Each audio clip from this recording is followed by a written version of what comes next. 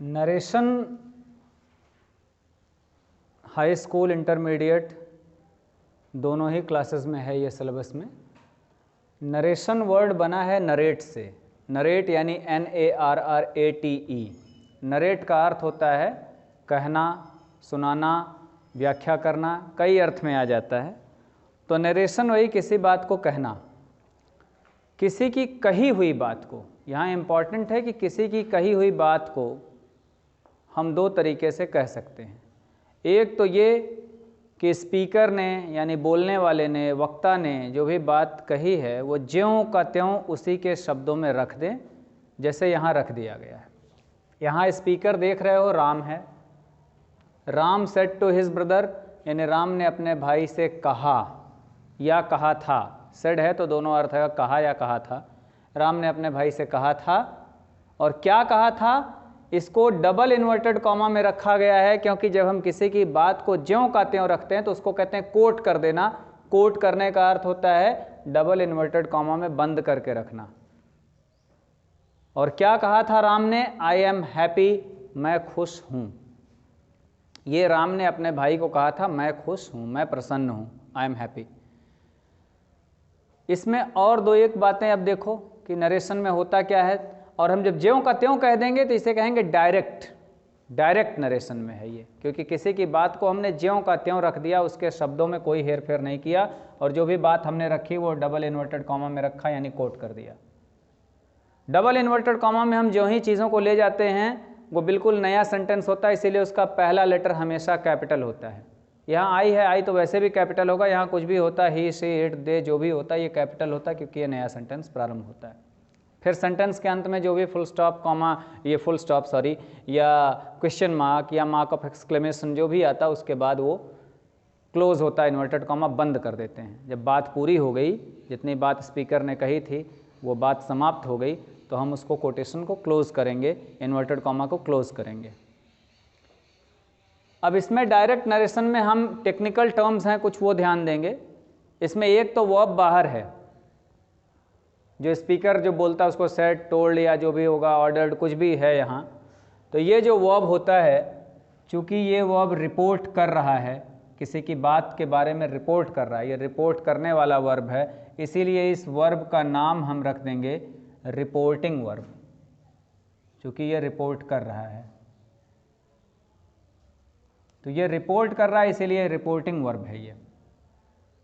और किसको रिपोर्ट कर रहा है, इसकी कही हुई बात को, बात यानी स्पीच को।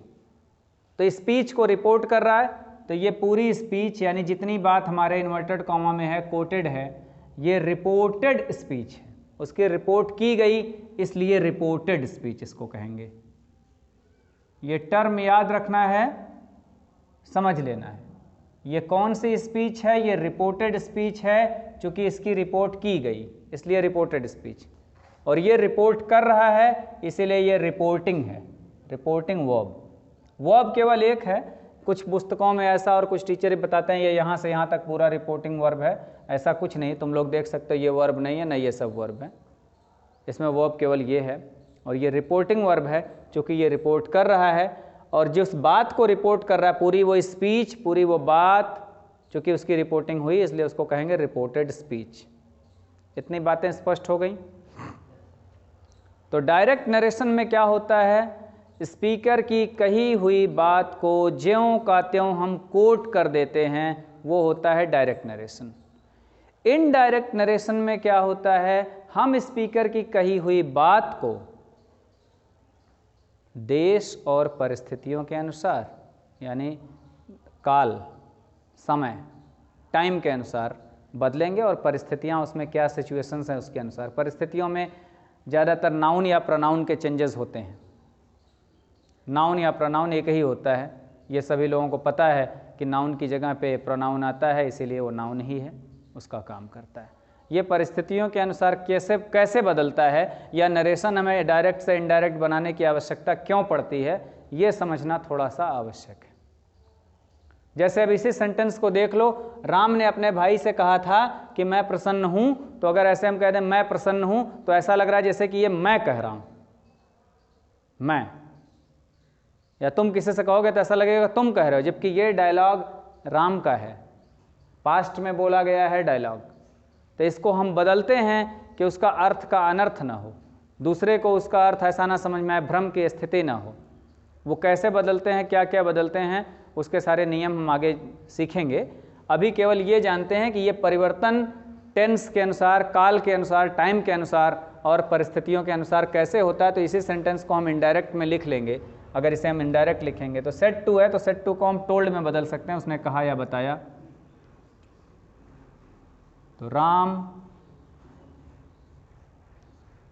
टोल्ड हिज ब्रदर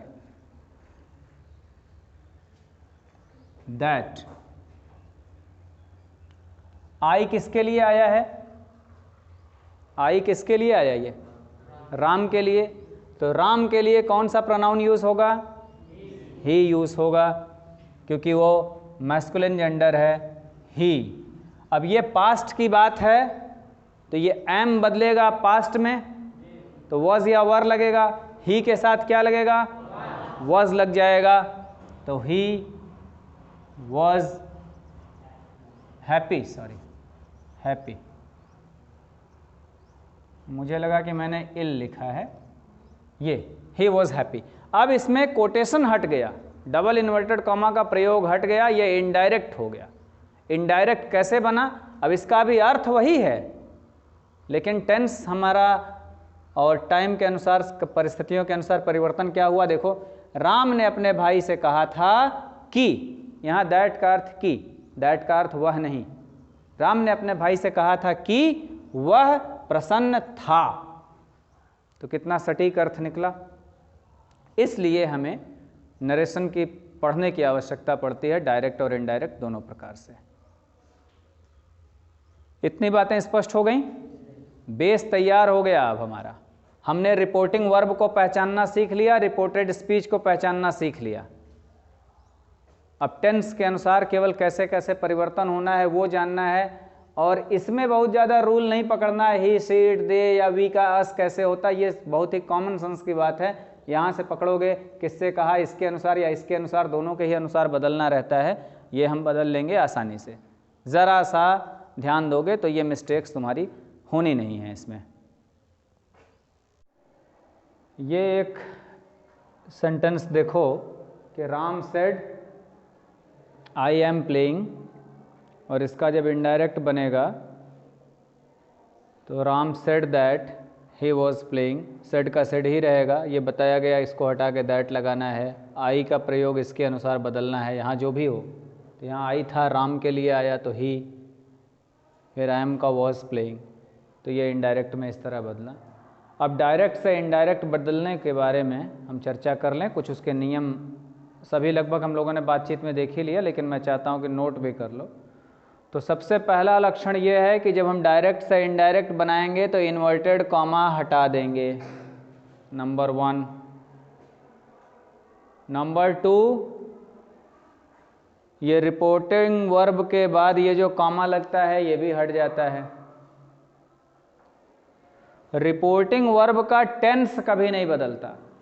टेंस, ये सेड का टोल्ड हो सकता है, रिक्वेस्टेड हो सकता है, एडवाइज्ड हो सकता है, लेकिन टेंस नहीं बदलेगा। पास्ट है तो पास्ट ही रहेगा, प्रेजेंट है तो प्रेजेंट रहेगा, फ्यूचर है तो फ्यूचर रहेगा, इसका टेंस नहीं बदलता। अभी सामान्य नियम की बात कर रहा हूँ, अभी टेंस वाले नियम जो अंदर बदलते हैं उसकी बात अलग से होगी।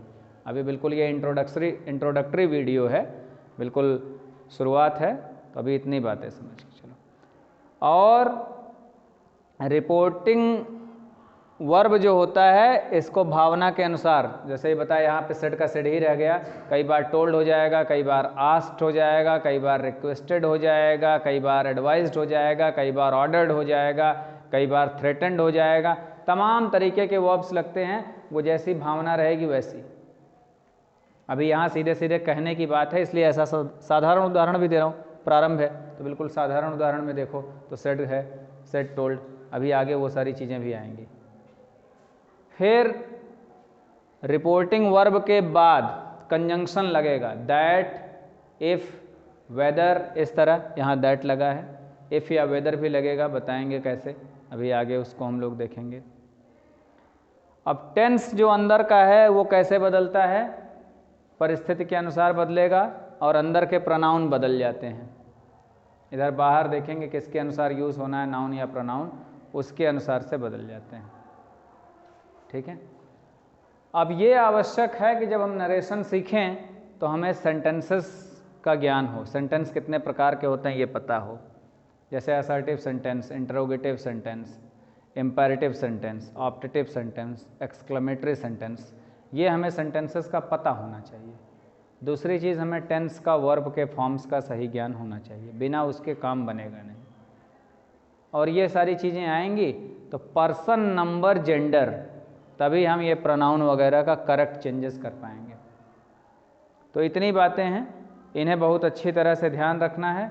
इसके बाद हम अब एक एक प्रकार के सेंटेंस को प्रारंभ करेंगे और टेंस के अनुसार धीरे धीरे आगे चल के ये देखेंगे कि किस तरह से टेंस में परिवर्तन होता है, किन परिस्थितियों में होता है और कैसे कैसे होता है। ठीक है। हालांकि अभी ये स्टार्टिंग का वीडियो है, लेकिन इसमें देखो एक बच्चे को ये लग रहा है कि अगर यहाँ यू होता तो क्या होता। अभी राइटिंग देखो कैसे लिखा है, कहा कि थोड़ा ठीक ठाक लिखा करो। ये यू आर प्लेइंग अगर है यहाँ तो अब यू को कैसे बदलेंगे, तो चलो हम इसे समझते हैं। यू का यूज़ किसके लिए हुआ है, इसको देखकर बाहर का अनुमान लगाओ यू किसके लिए है। यू का प्रयोग राम के लिए हुआ है?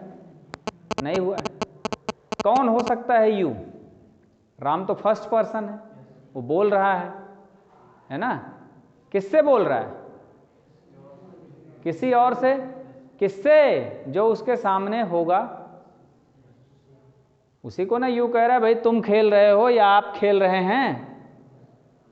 बात समझ में आ रही है कि नहीं? राम अपने सामने कोई है उससे बात कर रहा है। अब ऐसी स्थिति में चेंज करके तो यहां क्या होगा, यही ना, तुम्हारे हिसाब से क्या होगा?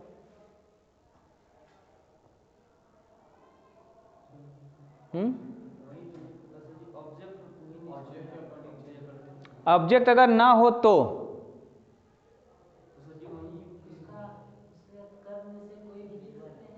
बिल्कुल, यहां ही भी लिख सकते हैं और एक लिख सकते हैं। क्या? और क्या लिख सकते हैं ही के अलावे? हाँ, सी लिख सकते हैं, बिल्कुल। सी भी क्यों लिख सकते हैं? क्योंकि राम के सामने कोई लड़की या महिला भी तो हो सकती है। क्लियर हुआ डाउट? ये तुम्हें एज्यूम करना है, मान लेना है कि सामने किसी से कहा। ढेर सारे ऐसे सेंटेंसेस होते हैं। अभी जब इंपेरेटिव या ऑप्टेटिव सेंटेंस आएंगे उसमें अक्सर गायब होता है। जैसे तुम कहते हो मे आई कम इन सर, तो मैं कह देता हूं यस कम इन। यस कम इन में तुम्हारा सब्जेक्ट ही गायब है। या कह देता हूं स्टैंड अप, तो स्टैंड अप में तो केवल वर्ब है, सब्जेक्ट कहां है? यू छिपा हुआ, यू स्टैंड अप। ठीक है ना। सिट डाउन, सिट डाउन कहा तो सामने जो है वो यू है। अब यू का वो तो ही या सी कुछ भी हो सकता है, दे भी हो सकता है, नहीं हो सकता है? यू आर प्लेइंग हो सकता है, राम के सामने ढेर सारे लोग हों, ढेर सारे लड़के हों, ढेर सारी लड़कियां हों, तो यहां क्या होगा? एक और यहां दे हो जाएगा। और यहां जैसे ही दे होगा यहां एक परिवर्तन और हो जाएगा, दे के साथ हाँ वर लग जाएगा, दे वर प्लेइंग हो जाएगा। ये भी सही है। कोई शंका? अब चलो, इस लड़के ने ठीक है ही प्रश्न पूछा, नहीं तो इंट्रोडक्टरी में इतना ही रखते। आगे हालांकि आती हैं ये बातें, अभी एक एक टेंस वाइज जब बात प्रारंभ होगी तो वो सारी बातें आ जाएंगी। ये बातें समझ में आई? राम सेड किससे कहा पता नहीं, लेकिन कह रहा है यू आर प्लेइंग, तो सामने वाले से कह रहा है। सामने उसके पुरुष हो सकता है, लड़का हो सकता है तो ही, लड़की हो सकती है इसलिए सी, ढेर सारे लड़के या ढेर सारी लड़कियां या दोनों ही मिलजुल कर हो सकते हैं तो दे भी हो सकता है। क्लियर है? तो ही और सी लगेगा तो वॉज ही होगा, लेकिन जैसे ही दे होगा तो दे अपने साथ वर ले लेगा। इसके अनुसार दे वर प्लेइंग। किसी प्रकार की कोई शंका इतने में किसी को?